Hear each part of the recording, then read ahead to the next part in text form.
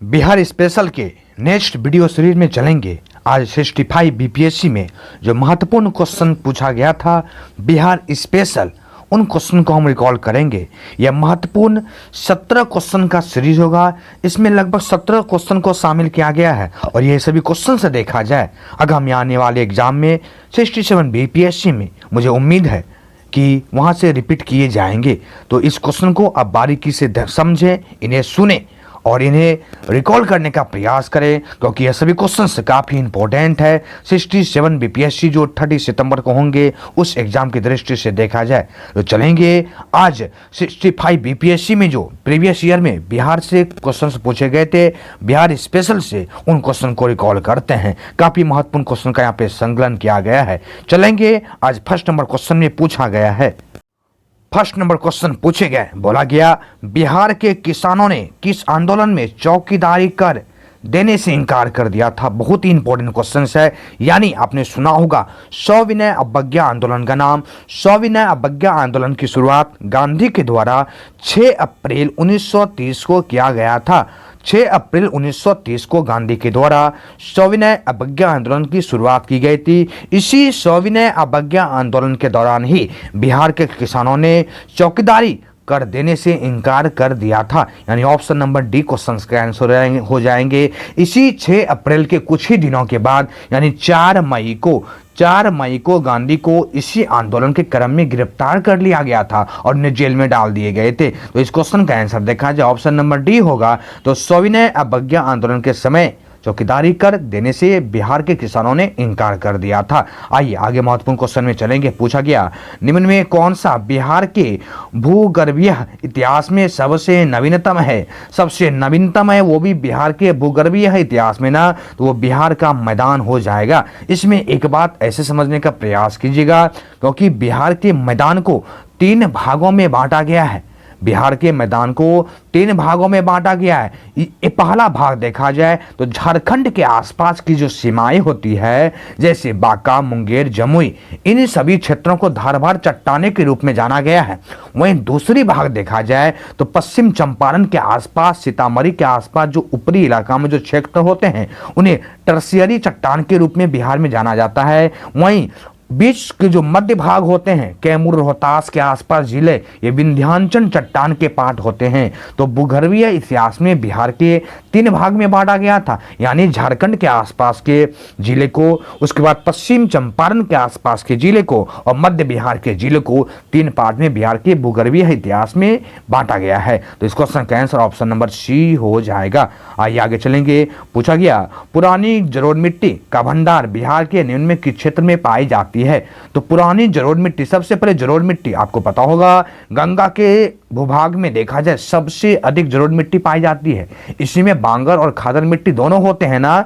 तो पूछा गया पुरानी जलोढ़ मिट्टी का भंडार बिहार के निम्न में किस क्षेत्र में पाए जाते हैं। सबसे अधिक जो पाया जाता पटना और गया के भूभाग में पाए जाते हैं। याद कीजिए महाजनपद को, मगध महाजनपद देखा जाए सबसे अधिक खेती उसमें कृषि का उत्पादन करता था। क्यों? क्योंकि ये संगम पे अवस्थित हैं, गंगा, सोन और गंडक के। और ये सभी मिट्टियां जो होती ना, जलोढ़ मिट्टियों का सबसे अच्छी देखा जाए जलोढ़ मिट्टी देखे गए हैं तो पटना और गया के भाग में सबसे अधिक यह मिट्टी देखा जाए तो पुरानी जलोढ़ मिट्टी जो बिहार के क्षेत्रीय प्रदेश में पाए जाते हैं। ऑप्शन नंबर ए हो जाएगा। आइए आगे चलेंगे। बिहार में बरौनी नाम सुने होंगे, काफी इंपॉर्टेंट है। बिहार में बरौनी रिफाइनरी किसके सहयोग से बनाया गया है। ये सोवियत संघ के सहयोग से बनाए गए थे। सोवियत संघ के सहयोग से देखा जाए बरौनी की स्थापना यानी बरौनी रिफाइनरी की स्थापना 1964 ईस्वी में किया गया था। 1964 में किए गए थे। जो बरौनी में जो तेल शोधक कारखाना है ना, उसकी स्थापना 1964 में किया गया था। याद रखिएगा, काफी इंपॉर्टेंट है। ये सोवियत संघ के सहयोग से किए गए थे। बिहार का प्रसिद्ध पशु मेला कार्तिक पूर्णिमा में आयोजित किया जाता है। ये पशु मेला जो है ना, ये सोनपुर पशु मेला को कौन भूल सकता। ये सोनपुर पशु मेला देखा जाए तो एशिया का सबसे बड़ा पशु मेला है। एशिया का सबसे बड़ा पशु मेला है। इसे हरिहर नाथ मेले के नाम से भी जाना जाता है, जो कार्तिक पूर्णिमा के दिन प्रति वर्ष सोनपुर में आयोजित किए जाते हैं। तो काफी इंपॉर्टेंट क्वेश्चन हो गए। इसे हरिहर मेला के नाम से जाना जाता है, सोनपुर मेले को, जो कि एशिया का सबसे बड़ा पशु मेला है। दक्षिण बिहार में प्रचलित परंपरागत जल संरक्षण सिंचाई पद्धति क्या कहलाती है? दक्षिण बिहार में बात कर रहा है, उत्तर बिहार दक्षिण बिहार दो पार्ट में बिहार को बांटा गया है ना। तो यहाँ पूछा गया है कि जल संरक्षण सिंचाई पद्धति क्या कहलाती है? ये आहार और पैन कहलाती है। ऑप्शन नंबर एक देखा जाए, इस आहार और पैन के माध्यम से दक्षिण बिहार में खेती किए जाते, सिंचाई किए जाते हैं, जो कि काफी इंपॉर्टेंट हो जाते हैं। ऑप्शन नंबर ए हो जाएगा। आइए आगे चलेंगे। निम्नलिखित में किस स्थान पर कोसी नदी गंगा में मिलती है? ये कोसी नदी देखा जाए तो यह कटिहार के कुर्सेला के पास गंगा में आके मिलती है। कोसी नदी का उद्गम स्थल देखा जाए तो यह नेपाल में सप्तकोशी, इन्हें नेपाल में सप्तकोशी के नाम से जाने जाते हैं, और इसका उद्गम स्थल गोसाईनाथ पहाड़ जाना जाता है, जो नेपाल में ही अवस्थित है। कोसी नदी की कुल लंबाई देखा जाए 729 किलोमीटर जाना गया है, जो कि बिहार में गंगा नदी में आके कटिहार के पास कुर्सेला में मिल जाते हैं। इन्हें बिहार का शोक नदी के नाम से भी जाना जाता है। कोसी नदी को इंपॉर्टेंट क्वेश्चन थे। आइए आगे चलेंगे। विक्रमशिला डॉल्फिन अभ्यारण्य बिहार में किस जिले में है?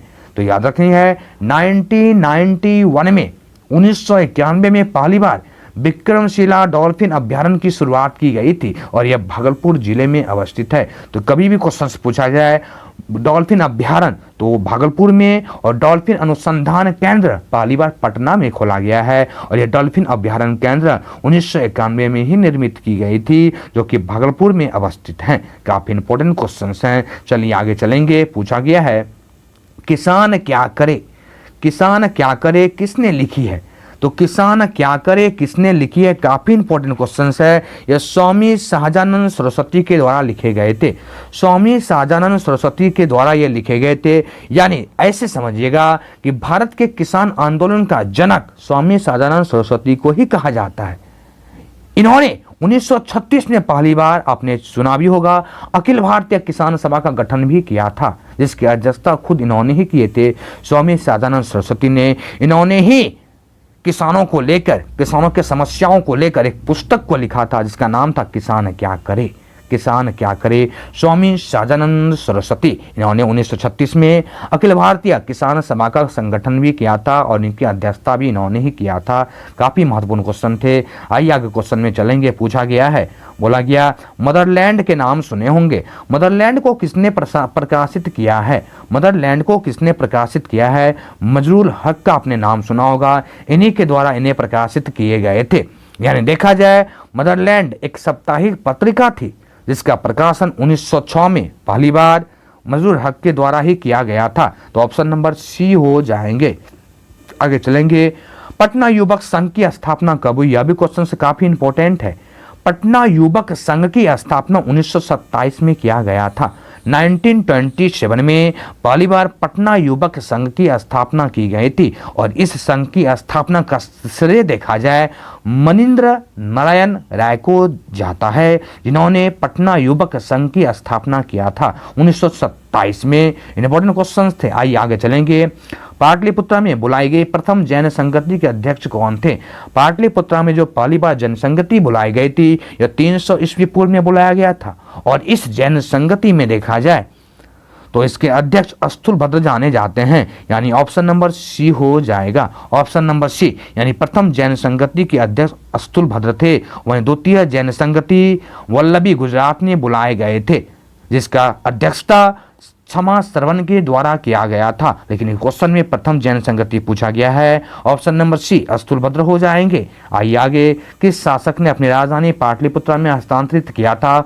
उदयन कर लिए थे। हर्यक वंश का ये शासक उदयन अपने पिता की हत्या करके गद्दी प्राप्त किए थे। इनके पिता अजातशत्रु, तो इन्होंने ही पाटलिपुत्र अपनी राजधानी को परिवर्तित कर लिए थे, जो कि जैन समुदाय के अनुयायी जाने जाते हैं उदयन। काफी इंपॉर्टेंट क्वेश्चंस हैं।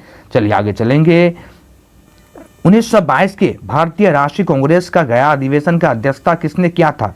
तो 1922 के भारतीय राष्ट्रीय कांग्रेस के गया अधिवेशन की अध्यक्षता सी.आर. दास के द्वारा किए गए थे। सी.आर. दास, इसी अधिवेशन के बाद सी.आर. दास ने राष्ट्रीय कांग्रेस के पद से इस्तीफा दे दिए थे, और इन्होंने और मोतीलाल नेहरू ने मिलकर स्वराज पार्टी की स्थापना 1923 में कर दिया था। तो ये जो 1922 में राष्ट्रीय कांग्रेस के अधिवेशन का मेजबानी हो रहा था, ये 37वां अधिवेशन था, 37वां, जो कि काफी इंपॉर्टेंट हो जाएंगे। आगे चलेंगे, यानी इस क्वेश्चन का आंसर देखा जाए तो CR दास हो जाएगा। चलते हैं आगे। भारतीय राष्ट्रीय कांग्रेस के 1916 के लखनऊ अधिवेशन किसने बिहार के नील उगा का प्रश्न किया था, यानी प्रस्तुत किया था। नील उगा का जो इंपॉर्टेंट हो जाते हैं, ये प्रस्तुत किए थे राजकुमार शुक्ला, काफी पॉपुलर नाम है। महात्मा गांधी को इन्होंने ही बुलाया था चंपारण सत्याग्रह 1917 में। तो इन्होंने ही देखा जाए किसानों की दुर्दशा को प्रदर्शित करने के लिए नील उगा का प्रश्न प्रस्तुत किए थे। राजकुमार शुक्ला काफी पॉपुलर नाम है, अक्सर एग्जाम में यहाँ से क्वेश्चन पूछते हैं। जमशेदपुर लेबर एसोसिएशन की स्थापना 1920 में किसने किया, तो जमशेदपुर लेबर एसोसिएशन की स्थापना 1920 में देखा जाए तो SN हरदल ने किया था। ऑप्शन नंबर 1 हो जाएंगे, SN हलधर देखा जाए, इन्होंने ही 1920 में जमशेदपुर लेबर एसोसिएशन की स्थापना किए थे, जो कि बहुत ही इंपॉर्टेंट है। इसका पूरा नाम सुरेंद्र नाथ के हलदर के नाम से जाने जाते हैं, जो कि इंपॉर्टेंट क्वेश्चन थे। आइए आगे चलेंगे। भारतीय राष्ट्रीय कांग्रेस के 27वें अधिवेशन की मेजबानी किसने किए थे, तो 27वें अधिवेशन की मेजबानी 1911 में, जो कि कलकत्ता में हुआ था, इसकी मेजबानी देखा जाए वीसन नारायण धर के द्वारा किया गया था। इसमें कोई ऑप्शन नहीं, ई नंबर ऑप्शन होगा। 1911 जो अधिवेशन हो रहे थे वो 27वां था, और जिसका मेजबानी वीसन नारायण धर के द्वारा किया गया था, याद रखनी है। तो लगभग ऐसे तो 20 क्वेश्चन का संकलन किया गया था, लेकिन कुछ क्वेश्चन मैथ से संबंधित थे इसमें। तो बिहार से 17 महत्वपूर्ण क्वेश्चन का यहाँ पे 65 BPSC, और ये दिव्यांग कोटा में जो पूछा गया था वो क्वेश्चन है, जहाँ पे बहुत ही इंपॉर्टेंट क्वेश्चन हैं। ये आगामी एग्जाम में हो सके रिकॉल कर दिया जाए। तो यदि आपको ये बिहार का सीरीज सही लग रहे हो तो आप मेरे वीडियो को लाइक करें, कमेंट भी करें, सब्सक्राइब भी करें। चलिए फिर मिलेंगे आपसे किसी नेक्स्ट वीडियो में, यानी बिहार के ही सीरीज में। थैंक यू, जय हिंद, बाय बाय।